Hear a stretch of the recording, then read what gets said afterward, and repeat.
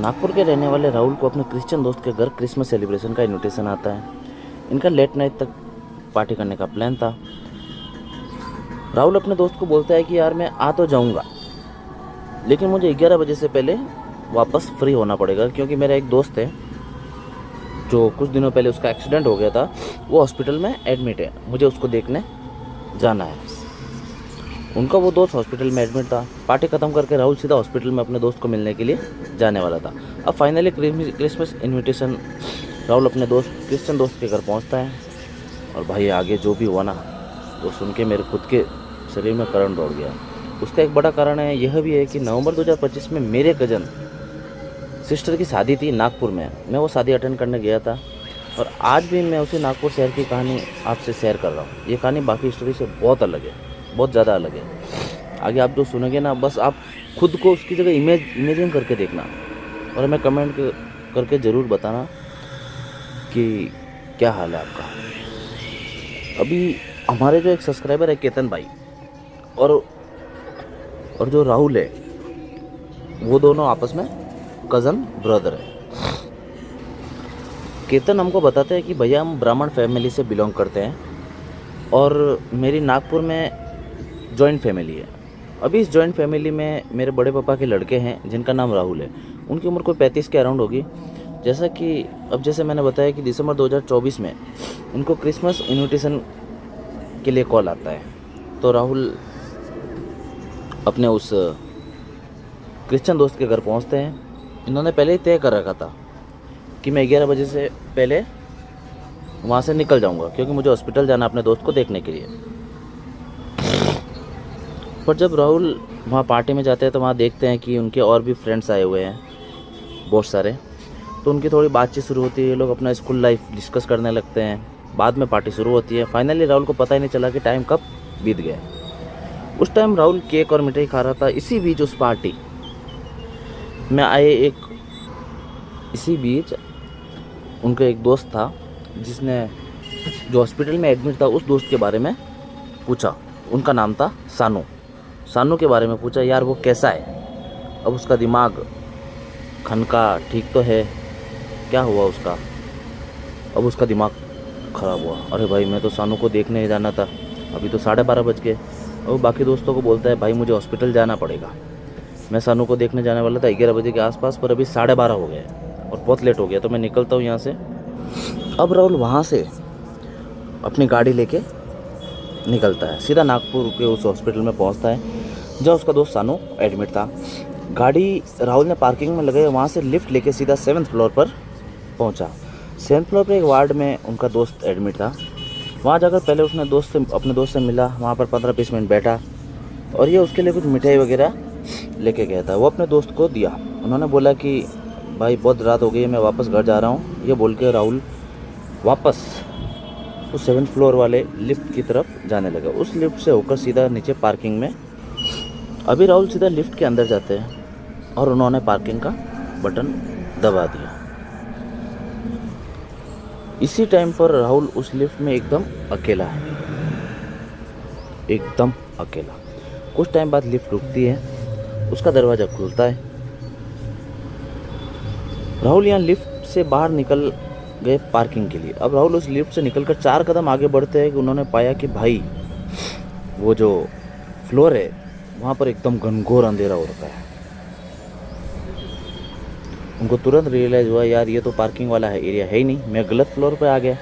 क्योंकि राहुल को तो ये उम्मीद ही नहीं थी कि उन्होंने पार्किंग का बटन दबाया था। लिफ्ट में सीधा जाके पार्किंग पर रुकनी चाहिए थी ना। उनको लगा कि यार शायद किसी गलत फ्लोर का बटन दबा दिया होगा। यहाँ लिफ्ट की तरफ मुड़ते हैं और दोबारा लिफ्ट की ओर जाते हैं। उन्होंने सोचा कि लिफ्ट में जाके दोबारा पार्किंग का बटन दबाता हूँ। और भाई अभी लिफ्ट की तरफ बढ़ ही रहे थे कि लिफ्ट का दरवाज़ा अपने आप बंद हो जाता है, और लिफ्ट वहाँ से सीधा ऊपर चली जाती है। राहुल अभी हॉस्पिटल के 3rd फ्लोर पर खड़े थे, जहाँ और कोई भी नहीं था सिवाय घने अंधेरे के। राहुल यहाँ से चुपचाप लिफ्ट के पास जाकर खड़ा हो जाता है। उन्होंने उसका बटन दबाया तो ठीक है, कुछ देर वेट करता हूँ, लिफ्ट आ जाएगी दोबारा। भाई साहब ऐसा होता नहीं है। वो लिफ्ट नीचे आई ही नहीं करी। अब राहुल को कुछ समझ ही नहीं आ रहा था कि भाई ये क्या हो रहा है, अभी क्या करूँ। इतना ज़्यादा अंधेरा था कि उसे कुछ आइडिया ही नहीं लग रहा था कि सीढ़ी किधर है, रूम्स किधर है, फ्लोर के अंदर क्या है, कुछ दिखाई नहीं दे रहा था। राहुल के पास वेट करने के अलावा कोई ऑप्शन था ही नहीं। अब इसी बीच राहुल फील करते हैं कि कोई ना कोई इनके पीछे से भाग के गया है। अभी ये आवाज़ सुनकर राहुल पीछे मुड़ते हैं तो देखा कोई नहीं था, पर वो भागने की आवाज़ लगातार राहुल को सुनाई दे रही थी। दिक्कत यह थी कि उस फ्लोर पे कोई भी लाइट भी नहीं थी।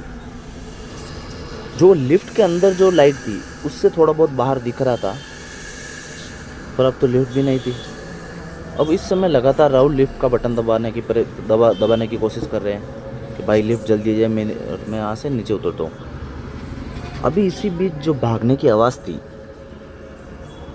वो राहुल के एकदम पास से आई, एकदम करीब आने लगी राहुल के। राहुल को ऐसा फील हो रहा था कि कोई उनकी तरफ आ रहा है, उनकी तरफ भाग के आ रहा है। और अब उसके साथ किसी के रोने की आवाज़ भी सुनाई दे रही थी पीछे से। अब राहुल यहाँ देखने की कोशिश करते हैं कि भाई कौन रो रहा है। इसी बीच अचानक लिफ्ट आ जाती है उनके फ्लोर पर। जब तक राहुल पीछे मुड़ के लिफ्ट की तरफ जाते हैं, उसका गेट एक बार खुल के खुद से फिर से बंद हो जाता है। बंद होते ही लिफ्ट दोबारा ऊपर चली जाती है। अभी इसी समय राहुल अपने फ़ोन का फ्लैशलाइट ऑन करता है। उन्होंने डिसाइड किया कि जहाँ से रोने की आवाज़ आ रही है ना, मैं उस आवाज़ की तरफ जाऊँगा, उसको फॉलो करूँगा, देखता हूँ कौन है। यह धीरे धीरे अपने कदमों उस आवाज़ की तरफ बढ़ने लगते हैं। कुछ ही सेकंड के बाद इनकी नज़र एक कोने वाले रूम पर पड़ती है और भाई ये देखते हैं कि उस रूम को एक औरत पीट रही है। अंदर से उसी के रोने की आवाज़ आ रही है। राहुल को साफ साफ सुनाई दे रही थी वो आवाज़। जब राहुल 2 कदम और आगे बढ़ते हैं तो वो औरत एकदम चुप हो जाती है और कुछ सेकंड के लिए पॉज के बाद वो बोलती है, मुझे बचा लो, मुझे यहाँ से बाहर निकाल दो। भाई साहब ये लाइन सुन के राहुल का खून एकदम सूख गया। वो दौड़ के वापस लिफ्ट के पास जाता है, लिफ्ट का बटन प्रेस करता है। लिफ्ट अभी भी ऊपर ही थी। राहुल एकदम से बटन दबाया जा रहा था और इसी बीच राहुल को अभी भी जो रूम देखा था उस रूम के गेट के खुलने की आवाज़ सुनाई देती है। और उसके बाद राहुल को फील हुआ कि कोई उसकी तरफ दौड़ के आ रहा है। राहुल यहाँ अपना फ़ोन का फ्लैशलाइट उस तरफ घुमाते हैं और भाई राहुल खुद से 4 मीटर की दूरी पर एक काला सा साया दिखाई देता है राहुल को। वो किसी लड़के का साया था और ऐसा लग रहा था कि वो राहुल को बुला रहा है मदद के लिए। एक लड़की का साया था, सॉरी, वो राहुल को मदद के लिए बुला रही थी। अब केतन बताते हैं कि राहुल भैया को हनुमान जी में बहुत ज़्यादा आस्था थी। वो हनुमान जी का रिकॉल करना स्टार्ट करते हैं। लिफ्ट का हनुमान जी का नाम लेते लेते लिफ्ट का बटन दबाते हैं। फिर ये चमत्कार हुआ कि कुछ ही सेकंड में लिफ्ट नीचे आ गई। हनुमान जी का नाम लेते ही लिफ्ट का गेट खोल के अंदर जाते हैं और सीधा पार्किंग का बटन दबाया। इस बार लिफ्ट प्रॉपर पार्किंग में पहुंच जाती है और ये सीधा अपनी गाड़ी पर बैठकर घर पहुंचते हैं। अब घर जाकर इस घटना को राहुल ने केतन को बताया। राहुल के जो छोटे भाई हर्ष है उनको भी बताया। अब देखो, हर्ष और राहुल सगे भाई है और केतन इन दोनों का कज़न है। अब इन तीनों में से केतन सबसे छोटा था। अब ये चीज़ राहुल ने बता तो दी इन दोनों को, पर उन दोनों को कोई आइडिया नहीं था भाई कि इनके दिमाग में क्या चीज़ घर कर जाएगी। उनका परिणाम बहुत ही भयानक होने वाला था। अब केतन बताते हैं कि भैया मुझे ना गोस्ट हंटिंग का बहुत ज़्यादा शौक है। मैं बहुत इंटरेस्ट लेके भूतों की कहानियाँ पढ़ता हूँ, देखता हूँ। और जब राहुल भैया ने इस घटना के बारे में जिक्र किया तो मैंने कुछ रिएक्ट नहीं किया उसको लेके। अब संयोग ये पड़ा कि हर्ष और केतन दोनों किसी काम से उसी हॉस्पिटल के पास जाना पड़ा। अब भाई हॉस्पिटल के करीब पहुंचते ही हर्ष ने केतन से बोला कि भाई ये वही हॉस्पिटल है जहां पर उस रात राहुल भैया के साथ वो घटना घटी थी। तो राहुल केतन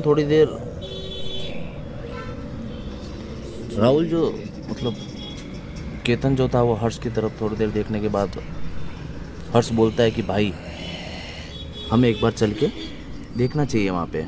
और ये बोल के केतन उस हॉस्पिटल की तरफ एकटक देखने लगता है। 15-20 सेकंड बिना पलक झपके उसने हॉस्पिटल को देखा और केतन बताते हैं कि भैया मुझे ऐसा फील हो रहा था कि कोई चीज़ मुझे पुल कर रही है, मतलब अपनी उस तरफ, उस हॉस्पिटल में से कुछ तो है जो मुझे खींच रही है अपनी तरफ, और मैं बस अंदर चला जाऊं। अब दोनों ने देख लिया, चलो अंदर जाके देख के आते हैं क्या ही होगा। ये दोनों अपनी गाड़ी लेकर हॉस्पिटल की पार्किंग में पहुंचते हैं। पार्किंग पहुंचने के बाद इन लोगों ने डिसाइड किया कि यार हम ऊपर वाले फ्लोर पर जाएंगे। सीधा कोने में उनको सीढ़ी दिखाई दी, ये दोनों सीढ़ी की ओर बढ़ने लगे। अब ये लोग सीढ़ी के करीब पहुंचे तो इन्होंने देखा कि भाई पूरा स्टेयरकेस एकदम घनघोर अंधेरा था, वहाँ पे अंधकार में डूबा हुआ था। केतन यहाँ पर थोड़ा सा घबराते हुए अपना कदम आगे बढ़ाते हैं, और भाई जैसे इसने उस पार्किंग के स्टेयरकेस पर पहला कदम रखा, उस सीढ़ी के आसपास की सारी लाइटें जल जाती हैं। अब होता यह है कि केतन एकदम घबरा जाता है। फिर उसको पता चलता है कि ये स्टेयरकेस है, यहाँ पर सेंसर लगे हुए हैं, और जब भी कोई इधर से क्रॉस करता है तो ये सेंसर उसके मूवमेंट कैच करता है और लाइट ऑन कर देता है। अब ये लोग सीढ़ियों से होते हुए फर्स्ट फ्लोर पर पहुँचते हैं। फर्स्ट फ्लोर पर खड़े होकर उन्होंने देखा कि आसपास में, उन्होंने अपने आसपास देखा कोई नहीं है। फिर वे वहाँ से सेकंड फ्लोर पर जाते हैं। अब ये लोग सेकंड फ्लोर पर पहुँचे तब हर्ष बोलता है भाई ये ऊपर वाला फ्लोर है, इसी के ऊपर राहुल भाई के साथ वो घटना घटी थी। अब यहाँ कितना, सेकंड फ्लोर पे थोड़ा ऊपर चढ़ते हैं। अब देखो यहाँ केतन खड़ा है, इसके नीचे राइट हैंड में सामने एक सेकंड फ्लोर है, और यहाँ ऊपर नीचे की तरफ उनका भाई हर्ष खड़ा था। जहाँ पर केतन खड़ा है यहाँ से ऊपर की तरफ थर्ड फ्लोर पे जाने के लिए सीढ़ियाँ जा रही है। आई होप आपको क्लियर हो गया होगा। एक बार, मतलब जो सेकंड फ्लोर था वहाँ पे हर्ष खड़ा था और केतन थर्ड फ्लोर की सीढ़ी पे खड़ा था। केतन अभी थर्ड फ्लोर पे गया नहीं था, वो वेट कर रहा था कि मैं ऊपर जाऊंगा। अच्छा एक चीज़ और, जब केतन सीढ़ियाँ चढ़कर कॉमन स्पॉट पर पहुँचे तो थर्ड फ्लोर की और जो सीढ़ी जा रही थी ना, उस स्पॉट पर पहुँचते ही केतन को ना थर्ड फ्लोर के अंदर से गेट खुलने की आवाज़ सुनाई दे रही थी। पर इन्होंने यह बात अपने भाई हर्ष को नहीं बताई, और इस चीज़ को नज़रअंदाज करते हुए केतन एकदम अभी वहाँ पर हर्ष नीचे खड़ा था तो वो बोलता है केतन भाई चुल मची हुई है। यहाँ जैसे अपना पहला कदम बढ़ता है उस थर्ड फ्लोर की सीढ़ी की तरफ, भाई साहब उसे सुनाई देता है कोई भारी कदमों से भागते हुए इसकी ओर आ रहा है। अब ये डर जाता है। और यहाँ पे सबसे ताज्जुब करने वाली बात यह थी कि उस थर्ड फ्लोर के स्टेयर के जो सेंसर होते हैं, उस सेंसर के ह्यूमन को डिटेक्ट नहीं किया। अब केतन बताते हैं कि भैया थर्ड फ्लोर पर जिस तरफ से भागने की आवाज़ आ रही थी ना, वहाँ अंधेरा था, कुछ भी दिखाई नहीं दे पा रहा था। उस टाइम पर मेरा भाई हर्ष वहीं सेकंड फ्लोर पर खड़े होकर मुझे एक टक देख रहा था। वो इतना इंटेंस तरीके से देख रहा था कि मुझे ऐसा लगने लगा कि कहीं कोई स्पिरिट हर्ष के अंदर तो नहीं घुस गई है। पर केतन इस चीज़ को भी इग्नोर करते हुए उस सीढ़ी की ओर फिर से कदम बढ़ाता है, और इस बार जैसा उन्होंने एक कदम बढ़ाया, केतन को उस थर्ड फ्लोर के अंदर से किसी के कराने की आवाज़ सुनाई दी। सेम इनको भी वैसे ही फील हुआ, कोई न कोई इसको बुला रहा है अंदर। उस टाइम पर केतन वहीं सीढ़ियों पर फ्रीज हो गया था। वो फ्रीज होके एक टक तीसरे फ्लोर की तरफ देख रहा था। इतने में उनको दिखाई देता है कि एक औरत अंदर से निकल के आई है। वो औरत एकदम ब्लैक, उसका चेहरा बहुत ही बिगड़ा हुआ था, आंखें उसकी एकदम खून जैसी लाल हो रखी थी, और वो ना केतन की ओर हाथ करके उसे बुला रही थी अपनी तरफ। अभी केतन कुछ प्रोसेस कर ही पाता कि वो औरत अचानक से सीलिंग पर चढ़ गई और सीलिंग के ऊपर क्रॉल करते हुए केतन की तरफ आ रही है। ये कदम अपना एकदम होश खो बैठा था। उसे समझ ही नहीं आता क्या करूँ। फिर इसने देखा कि भाई वो सीलिंग से ही ना नीचे की ओर लटक गई है। अभी केतन की ओर देखते हुए वो इतने बड़े प्यार से उसको बुला रही है। अब केतन ने कुछ भी रिएक्ट नहीं किया तो वो वापस एकदम सीरियस हो जाती है और उसको थोड़ी देर एकदम दर्द भरे टोन से रोने लगती है। कैसे भी करके केतन को अपने पास बुलाना चाहती थी।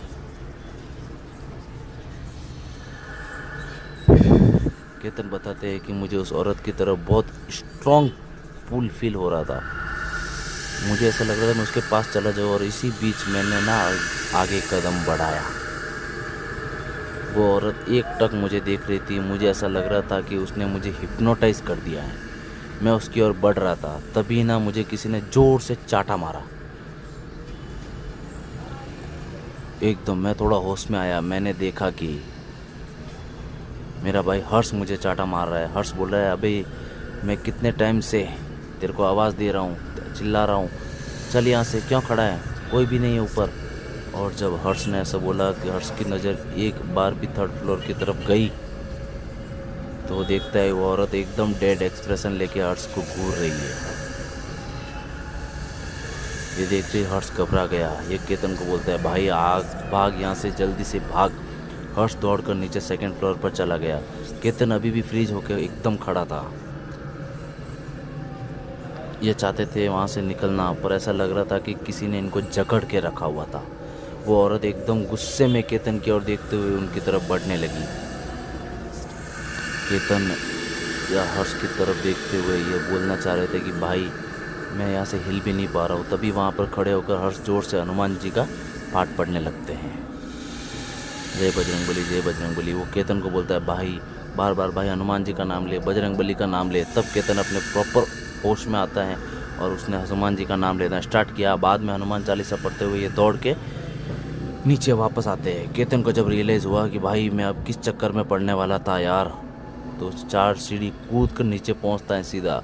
ये लोग सीढ़ियों से होते हुए नीचे भाग के पार्किंग में जाते हैं। वहाँ पार्किंग में 2 गार्ड थे। इन्होंने बोला गार्ड को, अभी हमने ऊपर थर्ड फ्लोर पे ऐसा ऐसा देखा है। तब गार्ड उल्टा इनको ही डांटने लगते हैं कि तुम लोगों ने दारू पी रखी है, कोई नहीं है थर्ड फ्लोर पे, क्या करने गए थे तुम लोग वहाँ। जब ये लोग पार्किंग से बाहर निकले तो इन्होंने हॉस्पिटल के बाहर वहाँ का एक स्टाफ दिखाई देता है जो थोड़ा यंग था। इन लोगों ने उससे पूछा कि मतलब आपको कुछ पता है क्या थर्ड फ्लोर के बारे में। तब उसने बताया कि भाई मैं यहाँ पर नया आया हूँ, पर मैंने सुन रखी हैं काफ़ी चीज़ें। कुछ साल पहले यहाँ थर्ड फ्लोर पर आग लगने से काफ़ी लोग एक साथ जुलूस के मर गए थे। स्पिरिट फ्लोर पर हंट, तभी से कुछ स्पिरिट वहाँ पे मतलब उन मरने वालों की स्पिरिट उस फ्लोर पर हंट करती है। मतलब कोई गलती से ऊपर चला गया तो उनका एनकाउंटर होना बहुत आम बात है। हम आए दिन सुनते रहते हैं ये सब। अब ये बात जानने के बाद हर्ष और केतन वापस घर आ जाते हैं। घर आकर इन्होंने किसी से कुछ नहीं बताया। केतन बताते हैं कि उस घटना के 1 महीने तक मैं ढंग से सो भी नहीं पाया। कभी अगर गलती से मुझे नींद आ जाती थी तो सपने में मुझे वही औरत दिखाई देती थी। हर छोटी चीज़ पर मुझे गुस्सा आने लग गया था और मैं ना एकदम चिड़चिड़ा हो गया था। धीरे धीरे घर का माहौल था नेगेटिव हुए जा रहा था। अब केतन को लगा कि सब हैंडल नहीं हो पा रहा। उसने ये सब बात अपने बड़े भाई राहुल को बताई। जब राहुल को उन्होंने पूरी बात बताई तो राहुल ने उनने पूछा कि तुम लोग कहीं गए थे क्या, तो कोई ऐसी जगह। जब केतन बोलता है, भैया जो हॉस्पिटल में आपके साथ जो घटना हुई थी हम लोग उसी जगह पे गए थे, हमारे साथ वही इंसिडेंट वापस हुआ। यह सुनकर राहुल ने केतन को बहुत डांटा और फिर उसने अपने साथ एक जान पहचान के पंडित जी के पास लेके गया। अब सुनना पंडित जी ने क्या सजेस्ट करते हैं। उस पंडित ने केतन को अपने सामने बैठाया और आंख बंद कर ली। थोड़े टाइम के बाद आंख खुला और केतन से पता है केतन क्या बोलता है कि वो अभी भी तुम्हारे साथ ही है। क्या बोलते हैं, वो अभी भी तुम्हारे साथ ही है। राहुल पूछता है, कौन बाबा। तब उस बाबा ने बताया कि तुम्हारा भाई जो हॉस्पिटल गया था ना, वहाँ पर जो औरत दिखी थी उसकी आत्मा इसके साथ ही रह रही है। और वह एक ऐसी औरत की आत्मा है जो मानसिक बीमारी से पीड़ित थी, मानसिक बीमारी से जूझ रही थी। इसी बीच उसके कार में एक्सीडेंट हो गया था। एक्सीडेंट होने के बाद वो हॉस्पिटल में एडमिट होने आई थी, सेम थर्ड फ्लोर पे। उसी टाइम आग लगी और आग लगने की वजह से वो औरत झुलस कर मर गई। अब देखो एक चीज़ बताता हूँ आप लोगों को, जो ऐसे लोग होते हैं ना जिनकी ये सीधियाँ प्राप्त होती है, वो ध्यान में जाके ये सारी इंसिडेंट देख सकते हैं। मेरी फैमिली में भी एक हैं, ऑब्वियसली नाम मैं नहीं ले सकता, पर ऐसा होता है कोई अपनी समस्या लेकर अगर उनके पास जाता है तो वो माता रानी के बहुत बड़े उपासक हैं, तो वो अपने ध्यान में जाते हैं और पता मोटा मोटा वैसे बता देते हैं कि भाई हाँ किस डायरेक्शन में क्या हुआ, क्या सामान बोला, कुछ खो तो नहीं गया, ऐसे ऐसे चीज़ें वो बता सकते हैं। और 100 में से 99 टाइम उनकी बातें सच भी होती हैं। तो ये सीधियाँ उनको प्राप्त होती है। कुछ लोग होते हैं जिनको ये सीधियाँ प्राप्त होती है। अभी जो ये बाबा थे, इन्होंने इसको एक लोटे में पानी भर के देते हैं। ये बोलते हैं केतन से ये काम करना, ये लोटा लेके अपने घर के चारों ओर घुमाना, हर कोने में जाना, जिस जगह पर तुमको अपने शरीर में करंट जैसा फील हो वहाँ पे लोटा रख के उसमें नमक डाल देना। अगले समय अगर पानी काला हो गया तो मुझे तुरंत फ़ोन करना, मैं हवन करूँगा। केतन ठीक है, ऐसा ही करते हैं। वो लोटा पानी लेके पूरे घर में घुमाते हैं और जब अपने बेडरूम के अंदर वो लोटा लेके जाते हैं तो शरीर में करंट फील होता है। वहीं पर वो लोटा रख देते हैं और उसमें नमक डाल देते हैं। अगली सुबह उठे तो देखा पानी पूरा काला हो गया है। तो उन्होंने फ़ोन लगाया पंडित जी को। पंडित जी को कॉल करके सारी बात बताई गई। तो उन्होंने बोला ठीक है, मैं कुछ सामान की लिस्ट भेज रहा हूँ, ये लेके आओ, फिर मैं वहाँ पे हवन करूँगा। शाम के 4 बजे पंडित जी इनके घर पहुँचते हैं और प्रॉपर तरीके से हवन करते हैं। अब हवन ख़त्म होने के बाद इन्होंने केतन को फिर से एक लोटे में पानी दिया और इस बार इस पानी के अंदर फूल भी डाला हुआ था। और एक बाबा ने घर पर ही एक साफ़ सुथरी जगह स्पॉट की थी। वो केतन को बोलते हैं कि उस जगह पर जाने तक पूरे रास्ते में थोड़ा थोड़ा पानी गिराते हुए जाना है। फाइनली जब तुम उस साफ़ सुथरे स्पॉट पर पहुँचोगे तो पूरा पानी गिरा के जो फूल मैंने तुम्हें दिए हैं, फूल को वहीं पर रख देना। वहाँ फूल रखने के बाद तुम हाथ जोड़ के माफ़ी मांगना उस स्पिरिट से कि मुझसे गलती होगी, मैं दोबारा आपके रास्ते में नहीं आऊँगा। और ऐसा बोल के तुम वापस घर की तरफ मुड़ना और सीधा घर में घुस जाना। पीछे पलट के मत देखना। वो तुम्हारे भाइयों की आवाज़ में, तुम्हें मम्मी की आवाज़ में, तुम्हें हर आवाज़ में बुलाने की कोशिश करेगी, पर तुम्हें बिल्कुल पीछे नहीं पलटना है। केतन ठीक ऐसे ही करता है, उस बाबा की बात पूरी मानता है। उन्होंने बोला जैसे फॉलो किया। केतन बताते हैं कि भैया मैं उस पूजा के बाद फाइनली अपने घर में मेरे साथ सब कुछ ठीक हो गया। यार ये थी पूरी कहानी। तो गाइस आप लोग भी इस बात का ध्यान रखें कि ऐसी कोई जगह पर ना जाए जहाँ पे कोई लोग मना करते हैं। मैं आसिफ खान आपसे विदा लेता हूँ। अगर आपको हमारी स्टोरी पसंद आई तो हमारे चैनल को सब्सक्राइब कर दीजिए और हमारे वीडियो को लाइक कर दीजिए ताकि हम और भी ऐसी स्टोरी आपके सामने ला सकें।